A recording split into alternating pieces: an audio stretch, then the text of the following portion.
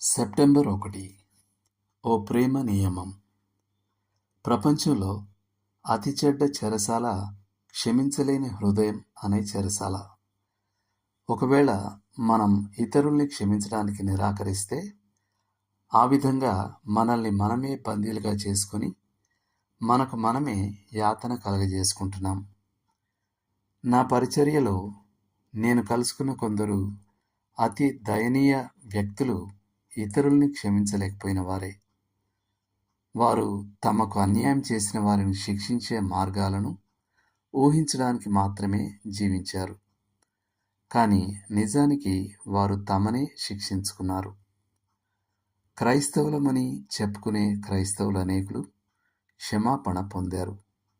కానీ వారు క్షమాపణను హృదయపు లోతుల్లో నిజంగా అనుభవించలేదు.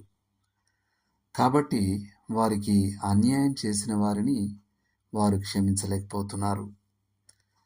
మనం ఎప్పుడూ ఏది మనదో దాన్ని పొందే ప్రయత్నమే చేస్తూ కేవలం న్యాయం ప్రకారమే జీవిస్తే మనల్ని మనమే చెరసాలలో వేసుకుంటాం.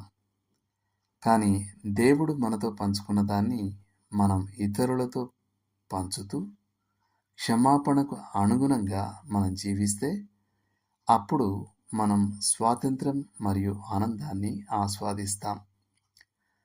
మత్తయి 18:21లో రాయబడినట్టు పేతురు న్యాయమైన కుల ప్రమాణం కోసం అడిగాడు.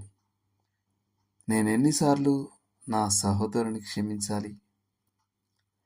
యేసు క్షమాపణను అభ్యాసం చేయమని మరియు కుల ప్రమాణం గురించి మర్చిపోమని అతనికి చెప్పాడు. నేటి వచనం. ఒకని ఎడల ఒకడు దయ కలిగి కరుణా హృదయులై క్రీస్తునందు దేవుడు మిమ్మును క్షమించిన ప్రకారం మీరును ఒకరినొకరు క్షమించుడి. ఎఫెసీ పత్రిక 4వ అధ్యాయం 32వ వచనం. ఇవి కూడా పరిశీలించండి. మత్తయి 18:21 నుండి 34 వరకు, కొలస్సీలకు రాసిన పత్రిక 3వ అధ్యాయం 13వ వచనం. చేయాల్సిన పని. మీకు సన్నిహితుడొకరు నేడో లేక ఇటీవలనో మీ పట్ల అన్యాయంగా ప్రవర్తించారు మరియు అతనికి లేక ఆమెకు అది తెలుసు, కానీ దాన్ని ఉపేక్షించడానికే వారు నిర్ణయించుకున్నారనుకోండి. మరోపక్క మీరేమో ఎప్పుడూ దాని గురించే ఆలోచిస్తున్నారు. ఒకవేళ మీ స్థితి ఇలాగే ఉంటే మీ క్రియలు నిజమైన క్షమాపణను కనపరిచేలా మీ ఆలోచనను మార్చమని దేవుణ్ణి అడగండి. మీ ఉద్దేశానికి ఓ ఖచ్చితమైన రుజువునిమ్మని దేవుణ్ణి వేడుకుంటూ ఓ ప్రార్థన రాయండి.